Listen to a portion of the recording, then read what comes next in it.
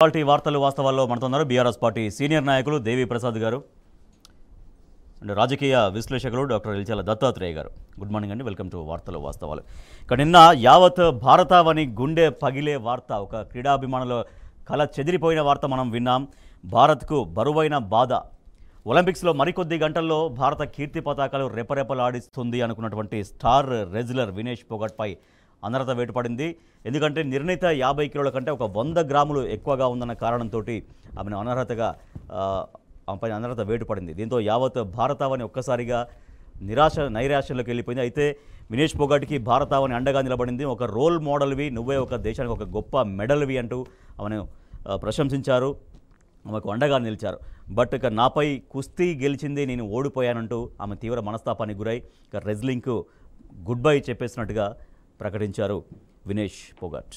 Right Deviprasad గారు, so నిన్న జరిగినటువంటి అంటే ఆమె అనర్హత వేటుపడడం, యావత్ భారతావని గుండె నివ్వెరపోయినటువంటి పరిస్థితి ఎట్లా మనం మాట్లాడుకోవచ్చు? గుడ్ మార్నింగ్ రాజేష్ గారు, వీక్షకులకు శుభోదయం.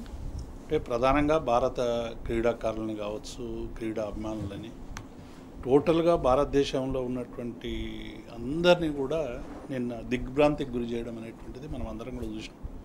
ఎందుకంటే స్టార్ రెజ్లర్ వినేష్ పోగాట్ ఖచ్చితంగా మన భారతదేశానికి మెడల్స్ తెస్తుందని చెప్పి క్రీడాకారులందరూ కూడా ఆశించారు.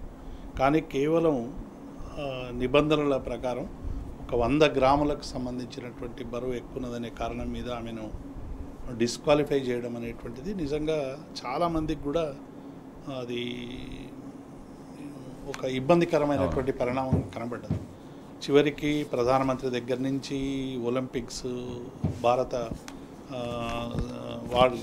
అసోసియేషన్ దగ్గర నుంచి అందరూ కూడా మేము మీ వెంట ఉంటామని ఆమెకు నిన్న ఓదార్పు ఇచ్చినప్పటికీ కూడా 3 సందర్భాల్లో ఆమె భారతదేశానికి పేరు ప్రతిష్టలు తీసుకురావాలని అనేక సందర్భాల్లో చేసిన శ్రమంతా వృధా అయిపోతుందనేటువంటి ఒక బాధ ఆమెలో చాలా స్పష్టంగా కనపడ్డది.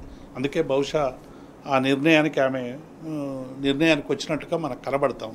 అయితే ఆమె కేవలం ఈ 100 గ్రాముల తేడాతో దూరం అయినప్పటికీ కూడా భారతదేశ ప్రజలలో కావచ్చు, మొత్తం క్రీడాభిమానుల్లో ఆమెకు మెడల్ కంటే ఎక్కువగా నిన్న ఆదరణ లభించింది. ఆమె చెప్పినట్టే కుస్తీ గెలిచింది, నేను పోలేదు అన్నట్టు నిజంగానే ఆమె ప్రదర్శించినటువంటి క్రీడా స్ఫూర్తి కానీ, ఆమె క్రీడలలో రాణించినటువంటి విధానం కానీ డెఫినెట్గా భావితరాలకు స్ఫూర్తి అవుతుంది. వీటి నుంచి అంటే దీనికి అంతర్జాతీయ క్రీడా న్యాయస్థానానికి పోవడానికి కూడా ఏమైనా మార్గాలను ఏమని అన్వేషించాలని కూడా నిన్న చాలా పొద్దుటి నుంచి నిన్న అందరూ అనేక మంది కూడా అనేక రకాల ప్రయత్నం చేశారు. కానీ ఆ నిబంధనలు సడలింపు, వాటికి సంబంధించినటువంటి అంశం ఇంకా తేలాల్సినటువంటి అంశం ఉంది. బట్ వినేష్ పోగాట్ ప్రదర్శించినటువంటి క్రీడా స్ఫూర్తి అనేటువంటిది మొత్తం క్రీడాభిమానులకు అందరికీ కూడా ఒక స్ఫూర్తిగా ఉంటుందనేటువంటి విషయం వాస్తవం. రైట్ దత్తాత్రేయ గారు, సో ఆమె కెరియర్లో ఆమె సాధించినటువంటి విజయాలు, దేశానికి ఇప్పటికే తీసుకొచ్చినటువంటి కీర్తి ప్రతిష్టలు ఇవాళ ఎట్లా క్రీడాభిమానులకి గుర్తుగా ఉన్నాయి. నిన్న జరిగినటువంటి పరిణామం అసలు లోకాన్ని దిగ్భ్రాంతికి గురి చేసింది. సో ఫైనల్గా మనస్తాపానికి గురై నన్ను క్షమించండి, మీ కళ, నా ధైర్యం రెండు కూడా చెదిరిపోయాయి, ఇక నాకు పోరాడే ఓపిక, శక్తి లేదు అంటూ తను రిటైర్మెంట్ ప్రకటించాల్సినటువంటి ఒక పరిస్థితి వచ్చింది. నమస్తే అండి, టీ న్యూస్ ప్రేక్షకులకు, ప్యానల్ ఉన్నటువంటి పెద్దలకు నమస్కారం.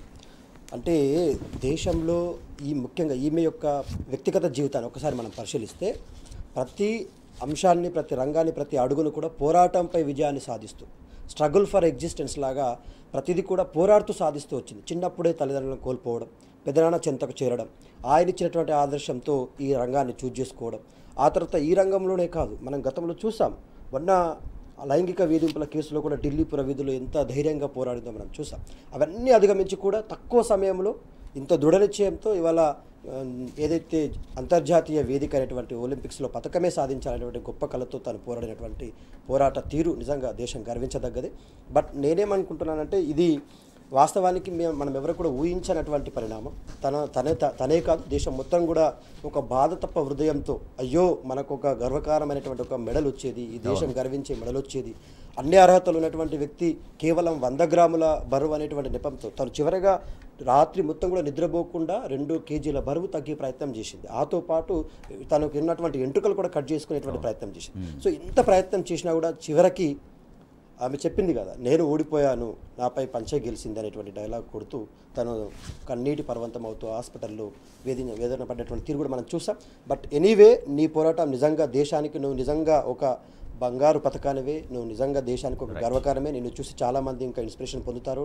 ఎందుకంటే నువ్వు ఎక్కడ కూడా కాంప్రమైజ్ కాలేదు, లైఫ్లో కాలేదు, పోరాటంలో కాలేదు, నువ్వు ఎంచుకున్నటువంటి క్రీడలో కూడా కాలేదు అనేటువంటిది విశ్లేషణ. రైట్, ఇక మరొక అంశం చూద్దాం. తెలంగాణలో మన బిడ్డలే స్థానికేతరుల లోకల్ పాలసీ ఏది అంటూ ప్రభుత్వాన్ని ప్రశ్నించారు మాజీ మంత్రి హరీష్ రావు. విద్యార్థులకు వారి తల్లిదండ్రులకు జీవో నెంబర్ 33 అశనిపాతంగా మారుతుంది. సో తద్వారా బీఆర్ఎస్ సర్కార్ తీసుకొచ్చినటువంటి ఒక గొప్ప పాలసీలు, అంటే స్థానికత 95% యువతకి ఇక్కడ ఉద్యోగాలు కల్పించాలనే లక్ష్యంతో స్థానికతను రూపొందిస్తే, అటువంటి స్థానికతను ఇవాళ ఒక పాలసీ రూపొందించుకోవడంలో కాంగ్రెస్ ప్రభుత్వం పూర్తిగా వైఫల్యం చెందింది అంటూ మాజీ మంత్రి హరీష్ రావు పేర్కొంటున్నారు. దేవిప్రసాద్ గారు, జీవో నెంబర్ 33 ఇవాళ విద్యార్థులకు వారి తల్లిదండ్రులకు ఎంత శరాఘాతంగా మారింది? ఇవాళ తెలంగాణ విద్యార్థులే స్థానికేతరులుగా మారుతున్నటువంటి పరిస్థితి ఎందుకు వచ్చింది? రాజేష్ గారు, అంటే నిన్న హరీష్ రావు గారు ప్రెస్ మీట్లో కూడా అనేక విషయాలు ఈ ప్రభుత్వం తీసుకుంటున్నటువంటి అస్తవ్యస్త నిర్ణయాల వలన ఇలా రాష్ట్రంలో ఉన్నటువంటి తెలంగాణ విద్యార్థులకు జరుగుతున్నటువంటి నష్టాన్ని వారు స్పష్టంగా ఇచ్చారు. ఒక మెడికల్ కాలేజే కాదు, రేపు భవిష్యత్తులో ఉమ్మడి రాష్ట్రం, ఎందుకంటే 10 ఏళ్ళు ఉమ్మడి రాష్ట్రంగా ఉన్నప్పుడు విద్యాలయాల్లో ఉన్నటువంటి రిజర్వేషన్లు అన్నీ కూడా ఇప్పుడు రిజర్వేషన్లకు సంబంధించినటువంటి ఉమ్మడి రాష్ట్రంకు ఉండేటువంటి, ఎందుకంటే ఉమ్మడి రాష్ట్రంలో ఉన్నప్పుడు ఆ రిజర్వేషన్లు అట్లే యథాతథంగా ఉండాలని విభజన చట్టంలో ఉన్నాయి కాబట్టి మార్పులు చేసుకోవడానికి ఒక ప్రత్యేకమైనటువంటి అధికారాలు మనకు లేనటువంటి స్థితి చూసాం. కానీ 2014 జూన్ తర్వాత ఉమ్మడి రాష్ట్రానికి సంబంధించి 10 ఏళ్ళ గడువు అయిపోయింది. ఈ గడువు అయిపోయినాక విద్యాలయాలకు సంబంధించి విద్యార్థులకు సంబంధించినటువంటి రిజర్వేషన్లు కానీ, విద్యార్థులకు సంబంధించిన లోకల్ క్యాండిడేట్ కానీ, అసలు పూర్తిగా తెలంగాణ ఉద్యమమే స్థానికత మీద జరిగిందనేటువంటి అంశం వాస్తవం. 610 జీవో అయినా, ముల్కీ రూల్స్ అయినా, ఆ తర్వాత వచ్చినటువంటి ప్రెసిడెన్షియల్ ఆర్డర్ అయినా, ఇవన్నీ కూడా ఈ తెలంగాణ ప్రాంతానికి సంబంధించినటువంటి విద్యార్థులకి ఒక అశనిపాతంలాగా తయారైనాయి అని చెప్పి తెలంగాణ ఉద్యమంలో పెద్ద ఎత్తున ఉద్యమం జరిగింది. ఇప్పుడు ప్రభుత్వానికి ఒక మంచి సువర్ణ అవకాశం వచ్చింది. ఉమ్మడి రాష్ట్రానికి సంబంధించినటువంటి అయిపోయి ఇప్పుడు స్థానికత నిర్ధారించి 100% తెలంగాణ విద్యార్థులకే న్యాయం జరిగేటువంటి విధంగా చేయాల్సినటువంటి ప్రభుత్వం కేవలం యాంత్రికంగా జీవో 33 జారీ చేసి 9 నుంచి 12 తరగతి వరకు చదివినటువంటి వాళ్ళే లోకల్ అని చెప్పి ఇవాళ అనేక మంది విద్యార్థులను, స్థానికత విద్యార్థులను పక్కకు పెట్టేటువంటి ప్రయత్నం చేస్తూ ఉంది. అందుకే నిన్న బీఆర్ఎస్ పార్టీ పక్షాన మేము చేసిన డిమాండ్ ఏంటంటే, ఒక్క మెడికల్ కాలేజే కాదు, ఇవాళ ఇంజనీరింగ్ కాలేజ్ కావచ్చు, లా కాలేజ్ కావచ్చు, పాలిటెక్నిక్స్ కావచ్చు, ఈ విద్యా సంస్థల అన్నింటిలో కూడా స్థానిక విద్యార్థులకు న్యాయం దక్కే విధంగా చూడాలనేటువంటి అంశాన్ని బీఆర్ఎస్ చాలా స్పష్టంగా డిమాండ్ చేసింది. దానికి కారణం కూడా రాజేష్ గారు, గతంలో మనకు ఉన్నటువంటి 2014 ముందు ప్రైవేట్ కాలేజీలు కానీ, ప్రభుత్వ మెడికల్ కాలేజీలు కానీ 20 మాత్రమే ఉండే. అందులో 2850 సీట్లు ఉండే. ఆ తర్వాత కేసీఆర్ గారి నాయకత్వంలో, హరీష్ రావు గారి చొరవతో దాదాపుగా 36 మెడికల్ కాలేజీలు తీసుకొచ్చి 9000 సీట్లను మనం చేసుకున్నటువంటి విషయం అందరికీ తెలుసు. అయితే అప్పుడు ఉన్నటువంటి 20 కాలేజీలు మినహాయించి కొత్తగా వచ్చినటువంటి కాలేజీల్లో మనం ఆ ఉమ్మడి కోటాను ఎత్తివేసి దాదాపుగా 520 సీట్లని అదనంగా తెలంగాణ వాళ్ళకి ఇచ్చేటువంటి ప్రయత్నం చేసినాం. రెండవది కూడా ఉద్యోగాలలో స్థానిక రిజర్వేషన్ తెచ్చినాం. భారతదేశంలో ఎక్కడ కూడా స్థానిక రిజర్వేషన్ లేవు. 95% స్థానికులకే రిజర్వేషన్ దక్కే విధంగా ప్రెసిడెన్షియల్ ఆర్డర్ అమెండ్ చేసి ఇలా ఏ ప్రాంతానికి సంబంధించినటువంటి వాళ్ళకి అదే ఉద్యోగాలు ఇచ్చేటువంటి ఒక స్థానికతను ఉద్యోగాలలో తీసుకొచ్చారు. కాబట్టి ఇలా డెఫినెట్గా విద్యార్థులు కోరుకున్నటువంటి విధంగా స్థానికత దక్కే విధంగా ఈ మార్పులు చేయాలనేటువంటి విధానాన్ని మేము డిమాండ్. దత్తాత్రేయ గారు, 9th to 12th అంటే 10th క్లాస్ తర్వాత చాలామంది అసలు ఇంటర్ కోసం వేరే స్టేట్కి వెళ్తే ఇంకా వాళ్ళు స్థానిక ఇతరులు అయినట్టే కదా ఇంకా. సో మరి ఇప్పుడు ఆ 33 జీవో ద్వారా ఎవరికి లబ్ధి జరుగుతున్నట్టు, ఎవరి మేలు కోసం ప్రభుత్వం జీవో 33 తీసుకొచ్చింది? ఇప్పుడు రేవంత్ రెడ్డి గారు అధికారంలోకి రాగానే అనుకున్నదే చందంగా, తనకు అవగాహన లేని అంశాల్లో కూడా తెలంగాణ ప్రాంత ప్రజల యొక్క హక్కులు కాలరాసేటువంటి నిర్ణయాలు తీసుకుంటూ, ముఖ్యంగా ఇది తెలంగాణ ప్రాంతంలో పుట్టినటువంటి ప్రతి బిడ్డ యొక్క హక్కు. ఈ ప్రాంతంలో ఉన్నటువంటి ప్రతి ఉద్యోగం 95% ఉద్యోగాలు ఈ ప్రాంతం బిడ్డలకే దక్కాలని గత ముఖ్యమంత్రి కేసీఆర్ గారు ఒక దృఢ నిశ్చయంతో తీసుకున్నారు. ప్రెసిడెన్షియల్ ఆర్డర్ కోసం ఇంతకుముందు దేవిప్రసాద్ గారు చెప్పినట్టుగా అది దాదాపుగా బీజేపీ పార్టీ కక్ష సాధింపు చర్యల్లాగా ప్రెసిడెంట్ ఆఫీస్లోనే మురగబెట్టారు ఆ బిల్లుని. అయినా కూడా జోనల్ ఇష్యూని ఒక దృఢ సంకల్పంతో పరిష్కరించి తెలంగాణ ప్రాంతంలో తప్ప ఇంకా ఏ రాష్ట్రంలో లేని 95% స్థానికులకే రిజర్వేషన్లు అనేటువంటి తీసుకొచ్చినటువంటి గొప్ప నాయకుడు కేసీఆర్ గారు. ఇవాళ రేవంత్ రెడ్డి గారు రావడమే తెలంగాణ ప్రాంతంలో ఉన్నటువంటి బిడ్డల యొక్క ఉద్యోగ ఉపాధి అవకాశాల మీద తీవ్రమైనటువంటి దెబ్బగొట్టే ప్రయత్నం చేస్తూ ఉన్నారు. ఇది ఒక పాశవిక అస్త్రంగా మారే అవకాశం ఉంది. ఈ జీవో నంబర్ 33 అనేటువంటిది నిజంగా తెలంగాణ ప్రాంత బిడ్డలకు తీవ్రమైన అన్యాయం జరుగుతుంది. ముఖ్యంగా 9వ తరగతి నుంచి 12th వరకు, అంటే 9th to 12th అనేటువంటిది ప్రామాణికమైనటువంటిది ఎక్కడ తీసుకోరు. కేసీఆర్ గారు చాలా స్పష్టంగా చెప్పారు, పుట్టినటువంటి బిడ్డ 1వ తరగతి నుంచి 8వ తరగతి లేదా 7వ తరగతి వరకు ఎక్కడ చదివితే అక్కడ వాడు లోకల్ వాడు. అది మనం తీసుకునేటువంటి ప్రామాణికం. కానీ నేను వచ్చిన తర్వాత మధ్యలో కాకుండా చివరి అంశాలను తీసుకుంటే అది చాలా ప్రమాదకరమైనటువంటి అంశం. ముఖ్యంగా మెడికల్ సీట్ల విషయంలో ఇది తీవ్రమైనటువంటి ప్రభావాన్ని చూపే అవకాశం ఉంది. అంటే వేరే అదర్ స్టేట్స్ వాళ్ళు, ఫర్ ఎగ్జాంపుల్ ఇప్పుడు మన స్టేట్కి వచ్చేసి ఇక్కడ ఉపాధి కోసమో కానీ లేకపోతే వేరే విషయాలలో ఇక్కడికి వచ్చినటువంటి బీహారీ, బెంగాలీ, గుజరాతీ, ముఖ్యంగా ఆంధ్రప్రదేశ్ వాళ్ళు తెలంగాణ ప్రాంతంలో ఒక 60%, ఇప్పుడు మనం హైదరాబాద్ ఎస్పెషల్గా తీసుకుంటే కొన్ని ఏరియాలు మొత్తం కూడా వాళ్ళే ఉన్నారు. సో ఇది ఆంధ్ర ప్రాంత విద్యార్థులకు అవకాశం లభించేటువంటి నిర్ణయంగా భావిస్తూ ఉన్నాం. ఇది రేవంత్ రెడ్డి గారు కావాల్సి తీసుకున్న నిర్ణయమే. ఎందుకంటే ఈ మెడికల్ సీట్లు అన్నీ కూడా గంపగుత్తగా తెలంగాణ ప్రాంతంలో ఉన్న విద్యార్థులు బిడ్డలు, మొన్న కేసీఆర్ గారు తీసుకొచ్చిన రిజర్వేషన్ల వల్ల 2,58,000 ర్యాంక్ వచ్చినా కూడా ఒక బీసీఏ బిడ్డకు, ఒక ఎస్టీ బిడ్డకు ఇవాళ డాక్టర్ అయ్యేటువంటి అవకాశం వచ్చింది. అది కేసీఆర్ యొక్క ముందు చూపుతోటి. కానీ ఇవాళ రేవంత్ రెడ్డి గారు రావడమే ఈ పేద ప్రజలకు ఎందుకు, ఈ పేద కుటుంబాల పిల్లలకు ఎందుకు ఈ మెడికల్ సీట్లు అనేటువంటి ఒక దురుద్దేశంతో ఇవాళ ఈ నిర్ణయం తీసుకున్నట్టుగా కనిపిస్తూ ఉంది. ఇది కేవలం ఆంధ్ర, బీహారీ, గుజరాతీ, బెంగాలీ వాళ్లకు లాభం చేకూర్చే నిర్ణయంగా భావిస్తా ఉన్నాం. దీనిపైన తీవ్రంగా విద్యార్థి సంఘాలు, మేధావులు కూడా స్పందించాల్సిన అవసరం. స్వచ్ఛ బయోతో రేవంత్ డీల్ గుట్టు రట్టయింది. స్వచ్ఛ బయోతో డీల్ కాదు జరిగింది, యాక్చువల్లీ స్వచ్ఛ బయో గ్రీన్ ప్రైవేట్ లిమిటెడ్తో. ఈ కంపెనీ డైరెక్టర్లలో ఒకరు స్వయంగా ముఖ్యమంత్రి సోదరుడు యనుమల జగదీశ్వర్ రెడ్డి. దాంట్లో ఈ కంపెనీలో వాటాదారు హర్ష పసునూరి, ఈయన ముఖ్యమంత్రి రేవంత్ రెడ్డికి సన్నిహితుడు. సో కేవలం తమ్ముడి కంపెనీల కోసం, తమ్ముడి పెట్టుబడి కోసమే అన్న అగ్రిమెంట్ చేసుకున్నట్టుగా చాలా స్పష్టంగా అర్థమవుతుంది. For the first time bureaucrat దీనిపైన స్పందించారు. స్పెషల్ సిఎస్లో జయేష్ రంజన్ వాళ్ళు కూడా స్పందించారు, దీనిపైన వివరణ ఇచ్చారు. అటువంటిది ఏమీ జరగట్లేదు, అమెరికాలో జరుగుతున్నటువంటి డీల్స్ పైన మాకు అన్ని విధాల బాగున్నప్పుడే ముందుకెళ్తున్నామంటూ for the first time bureaucracy వాళ్ళు కూడా వివరణ ఇవ్వాల్సినటువంటి పరిస్థితి. దీనిపైన స్పెషల్ ఫోకస్ పెట్టింది T News. Right, Deviprasad garu, Revanth Reddy చేసుకున్నటువంటి డీల్ విషయంలో వాళ్ళు చెప్పింది ఒకటి, బయటకు వచ్చింది ఒకటి. స్వచ్ఛ బయోతో కాదు జరిగింది, స్వచ్ఛ బయో గ్రీన్ ప్రైవేట్ లిమిటెడ్తో. వాళ్ళు స్వయంగా రేవంత్ రెడ్డి సోదరుడు, రేవంత్ రెడ్డి సన్నిహితులే కంపెనీకి సంబంధించినటువంటిదని వాస్తవం బయటకు వచ్చింది. రాజు గారు, రేవంత్ రెడ్డి గారు ముఖ్యమంత్రి అయిన తర్వాత ఇది రెండో పర్యటన. దావోస్కు కూడా పోయి దావోస్కు సంబంధించినటువంటి అక్కడ కూడా అగ్రిమెంట్లు అయినప్పుడు చాలా ఆరోపణలు వచ్చినాయి. గోడియా సంస్థతోని కావచ్చు, లేకుంటే జేఎస్డబ్ల్యూతో కావచ్చు, అదానీకి సంబంధించినటువంటి వాటితో కావచ్చు ఒప్పందాలు చేసుకోండి అని చెప్పి చాలా పెద్ద ఎత్తున దుమారం లేసింది. కానీ వాటిని ఏవి కూడా మేము చేసుకోలేదని స్వయంగా శాసనసభలోనే బుకాయించేటువంటి ప్రయత్నం చేసినటువంటి మాట వాస్తవం. మళ్ళీ ఈసారి రెండవసారి పోతున్నప్పుడు కేటీఆర్ గారు ట్వీట్ చేసి బీఆర్ఎస్ పక్షాన, తెలంగాణ ప్రజల పక్షాన మీరు పెట్టుబడుల కోసం పోతున్నారు, పెట్టుబడులు వస్తే తెలంగాణకి మంచి మేలు జరుగుతుంది, మంచి పెట్టుబడులు తీసుకురండి అని చెప్పి కేటీఆర్ గారు ట్వీట్ చేసినటువంటి విషయాన్ని మనం ఈ సందర్భంగా గుర్తుంచుకోవాలి. కానీ జరుగుతున్నది ఏంది? మనం ముఖ్యమంత్రిగా ఒక పదవి బాధ్యతలతో పోయినప్పుడు పెట్టుబడులు తీసుకొచ్చి తెలంగాణ ప్రజానీకానికి మౌలిక సౌకర్యాల పెంపు కోసం కానీ, ఉపాధి కోసం కానీ, పెట్టుబడుల కోసం కానీ పని చేయాలని అందరం ఆశించడం. కానీ జరుగుతున్నది ఏంటంటే తమ్ముడు పెట్టుబడి అన్న అగ్రిమెంట్ అనేటువంటి పద్ధతిలో నిన్న జరిగినటువంటి అగ్రిమెంట్లు చూస్తూ ఉంటే స్వచ్ఛ బయో మీరు ఇంతకుముందే చెప్పినట్టు దానికి అసలు మూలధనం కూడా లేదట, 10 లక్షలు మాత్రమే ఉంది. కానీ 17 రోజుల క్రితం మాత్రమే ఏర్పాటైనటువంటి సంస్థ 1000 కోట్ల రూపాయలకు సంబంధించినటువంటి కాంట్రాక్ట్ వాళ్ళతో చేస్తే ఎట్లా చేస్తారని. ఇప్పుడు చిన్న కాంట్రాక్ట్ చేసినా ఏమడుగుతారు? మీకు ఎక్స్పీరియన్స్ ఎంత, మీ దగ్గర ఎన్ని టిప్పర్లు ఉన్నాయి, ఎంతమంది మనుషులు ఉన్నారు, ఎన్ని కమిషన్స్ ఉన్నాయి, ఇవన్నీ కూడా ఇన్ఫ్రాస్ట్రక్చర్ అడిగితే తప్ప టెక్నికల్ బిడ్ యాక్సెప్ట్ కాదు.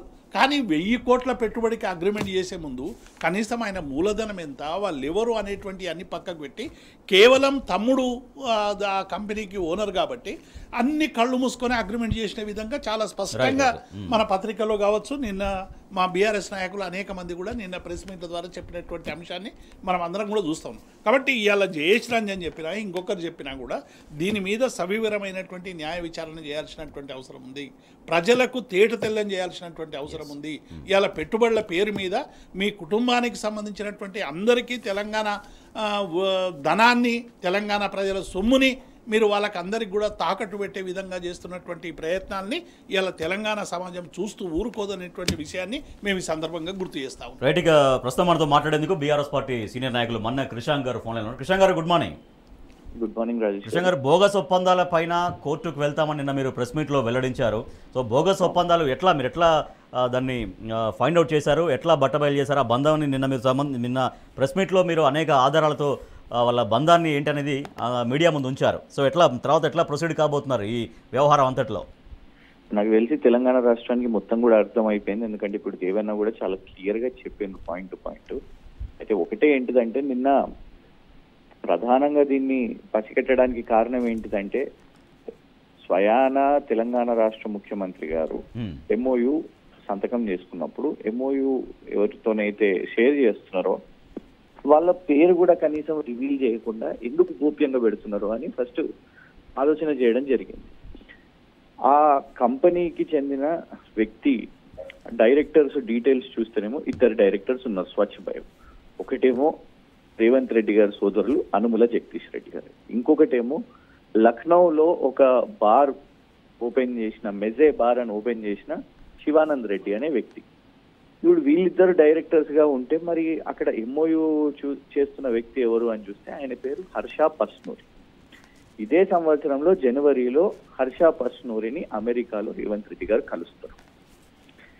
మరియు జగదీశ్వర్ రెడ్డి గారికి చాలా సన్నిహితులుగా బెనామీగా హర్ష పస్నూరి అనే వ్యక్తి ఉంటారు. ఆయన నేరుగా ముఖ్యమంత్రితో నిలబడి chief secretary, finance secretary, IT minister వీళ్ళందరున్న బృందంతో ముఖ్యమంత్రి గారితో ఎంఓయు చేస్తారు. హర్ష పస్నూరికి ఫైనాన్షియల్ డీటెయిల్స్ లేవు. చూస్తేనేమో ఈ జగదీష్ రెడ్డి గారు, అనుముల జగదీష్ రెడ్డి గారు మొదలుపెట్టిన కంపెనీ కేవలం 15 రోజుల ముందు, అంటే జనవరిలో వీళ్ళందరూ కలుసుకుంటారు అమెరికాలో, ఇప్పుడు 15 రోజుల ముందు ఇది ఒక కంపెనీ ఓపెన్ చేసి దీన్ని ఇప్పుడు స్వచ్ఛ బయో అని చెప్తారు. చాలా స్పష్టంగా కూడా అడ్రస్. మళ్ళా ఇంకొకటి ఏంది, స్వయాన ఇవాళ అనుముల జగదీష్ రెడ్డి గారు కూడా అమెరికా పర్యటనలో రేవంత్ రెడ్డి గారి దగ్గరనే పక్కన ఉన్నారు. ఆ ఫొటోస్ కూడా నిన్న చూపెట్టడం జరిగింది. కొండల్ రెడ్డి గారేమో ఆస్ట్రేలియాలో ఒక బృందం, అనుముల రేవంత్ రెడ్డి గారు ముఖ్యమంత్రి గారు అధికారిక పర్యటనలో ఈ అనుముల జగదీష్ రెడ్డి కూడా అక్కడ ఉండి దగ్గరుండి మరి ఎంఓయు ఒప్పందం కుదిరించడం. Isn't it violation of the oath of office? ఒక ముఖ్యమంత్రిగా నువ్వు ప్రమాణ స్వీకారం చేసినప్పుడు నువ్వు ఎవరికి ఎలాంటి అఫెక్షన్ తో పనిచేయవు అనేది ఉంటుంది. కానీ ఇక్కడ నీ తమ్ముని వ్యాపారానికి నువ్వు 1000 కోట్ల పెట్టుబడి అని ఇక్కడ అనౌన్స్ చేస్తే దీన్నే క్విట్ ప్రో కో అని అంటారు కదా. నువ్వు ఒక బోగస్ కంపెనీ, 15 రోజుల ముందు కంపెనీ, అందులో ఏదో 6000 షేర్స్, ఈక్విటీ, ఇది అదని వాళ్ళు మెన్షన్ చేసుకున్నారు. ఒక స్టేట్మెంట్ లేదు, ఒక పేడప్ క్యాపిటల్ లేదు. వాళ్లకు నువ్వు ఇవాళ మార్కెట్ పెంచినావు. ఒక రాష్ట్ర ప్రభుత్వం ఇంత దారుణం అంటే, ఇప్పుడు గతంలో కేటీఆర్ గారు ఐటీ సెక్రటరీ వీళ్ళు వెళ్ళేవాళ్ళు. ఈనాడు కూడా ఇట్లా జయేష్ రంజన్ గారు నన్ను నమ్మండి అని చెప్పుకునే పరిస్థితి రాలేదు. ఒక బ్యూరోక్రాట్, ఒక special chief secretary of IT and industries నన్ను నమ్మండి అని వాళ్ళ చెప్పే పరిస్థితికి వచ్చిందంటే అది కూడా ఎవరికి సర్టిఫికేట్? సో జనరల్గా కృష్ణ గారు, మీరు చెప్తున్నట్టుగా పొలిటికల్ ఎగ్జిక్యూటివ్ల నిర్ణయాలకు విషయంలో దూరంగా ఉంటారు, అంటిముట్టినట్టుగా ఉంటారు. సో అటువంటి ఆల్ ఇండియా సర్వీసెస్లో వాళ్ళు కూడా వాళ్ళ ఆశ్చర్యం వ్యక్తం చేస్తున్నారు. ఫస్ట్ టైం బ్యూరోక్రాట్లు మీరు చెప్తున్నట్టుగా ఒక వివరణ ఇవ్వడం ఏంటన్నటువంటి ఆశ్చర్యాన్ని విశ్లేషకులు కానీ ఆ సర్వీస్ ఉన్నటువంటి అధికారులు కానీ విస్మయం వ్యక్తం చేస్తూ ఉన్నారు. అబ్సల్యూట్లీ. ఇప్పుడు రాజేష్ గారు క్వశ్చన్ జయేష్ రంజన్ గారి సర్వీస్ మీద కాదు, చాలా స్పెసిఫిక్ క్వశ్చన్. స్వచ్ఛ బయో ఏంది రేవంత్ రెడ్డి గారు సోదరుడు, దానికి డైరెక్టరా కాదా? గది సమాధానం చెప్పండి. నంబర్ 1. 15 రోజుల ముందు పుట్టిన కంపెనీ 1000 కోట్ల పెట్టుబడి ఏడికెళ్ళి తీసుకొని వస్తుంది? నంబర్ 2 ఇది చెప్పండి. హర్ష పసునూరి అనే వ్యక్తి ఎవరైతే ఎంఓయు పట్టుకొని ఉన్నాడో, రేవంత్ రెడ్డి గారి చేతుల మీదుగా పట్టుకొని ఉన్నాడో, ఆ వ్యక్తికి అనుముల కొండల్ రెడ్డికి సంబంధాలు వీటి గురించి సమాధానాలు చెప్పాలి. కానీ నన్ను నమ్మండి అని ఒక స్పెషల్ చీఫ్ సెక్రటరీ వచ్చి ఇవాళ సర్టిఫికేట్ ఇచ్చుకునే పరిస్థితికి దిగజారే పరిస్థితికి రేవంత్ రెడ్డి గారు చేసిర్రు అని అంటే, ఆ ఫ్రాడ్ విషయం మీద సమాధానం చెప్పుకోలేక, మీరు చూడండి ఇవాళ కాంగ్రెస్ ప్రభుత్వం కానివ్వండి, కాంగ్రెస్ ప్రతినిధి డజన్ల మంది ఎమ్మెల్యేలు అక్కడికి పోయిండ్రు, పార్టీ నాయకులు అక్కడికి పోయిండ్రు. రోహిన్ రెడ్డి అనే వ్యక్తి ఉన్నాడు, ఉదాహరణకు మీకు రేవంత్ రెడ్డి గారు పక్కన కనబడుతున్నాడు, చీఫ్ సెక్రటరీ గారు పక్కన కనబడుతున్నాడు. ఆయన ఎమ్మెల్యేనా? కాదే. ఆయన ఎమ్మెల్సీనా? కాదే. ఆయన బ్యూరోక్రాటా? కాదే. Is just a party leader. ఆయనే ఒక జిల్లా అధ్యక్షుడు కాంగ్రెస్ Right, పార్టీకి, okay. కానీ అక్కడ ఉన్నాడు. అంటే వాళ్ళ మోటివ్ వాళ్ళ మొత్తం కూడా అక్కడ వ్యాపారాలు చేసుకోవడానికి వెళ్ళిండ్రు. తెలంగాణ బృందంగా వెళ్ళిన వ్యక్తి కుటుంబ వ్యాపారాలు చేస్తున్న పరిస్థితి. ఆస్ట్రేలియాలో అక్కడ కొండలరెడ్డి, ఇక్కడ కొడంగలు మనం చూస్తున్నాం కదా, ప్రజా దర్బార్లు పెట్టి వికారాబాదు ఇవన్నీ కూడా సమావేశాలు నడిపిస్తున్నది అనుముల తిరుపతి రెడ్డి. ఇది కుటుంబ దోపిడీ. Right, okay. ఈ జగదీష్ రెడ్డి గారు కాంట్రాక్టులు చేసుకుంటున్నారు. Right. Yes, thank you so much Krishna గారు. మొత్తం బోగస్ ఒప్పందాలపైన సుప్రీంకోర్టుకు వెళ్తామని బీఆర్ఎస్ పార్టీ స్పష్టం చేస్తోంది. తమ్ముడి కోసం, సొంత మనుషుల కోసం పెట్టుబడి పెడుతూ అన్న అగ్రిమెంట్లు చేసుకొని తెలంగాణ రాష్ట్ర ప్రజల్ని మొత్తం మోసం చేస్తున్నారంటూ బీఆర్ఎస్ పార్టీ చెప్తున్నారు. పెట్టుబడుల పేరిట మోసం, షెల్ కంపెనీలతో స్కామ్గ్రెస్ వ్యూహాలు ఇవి ప్రారంభం మాత్రమే, ఇంకా ఇవి చాలా చేస్తారు అంటూ బీఆర్ఎస్ వర్కింగ్ ప్రెసిడెంట్ కేటీఆర్ పేర్కొంటున్నారు. రైట్, దత్తాత్రేయ గారు, పెట్టుబడుల పేరిట ఎట్లా మోసం చేస్తున్నారు, దాని ద్వారా రాష్ట్రం ఇంకా మరింత దెబ్బతీసే విధానమే తప్పించి దాంట్లో రాష్ట్రం బాగా ఎక్కడన్నా కనిపిస్తుందన్నటువంటి ప్రశ్నలు వాళ్ళ వస్తూ ఉన్నాయి. రేవంత్ రెడ్డి గారికి రాష్ట్ర ప్రయోజనాల కంటే కూడా తన స్వప్రయోజనాలే చాలా ఇంపార్టెంట్ అనేటువంటిది స్పష్టమవుతా ఉంది.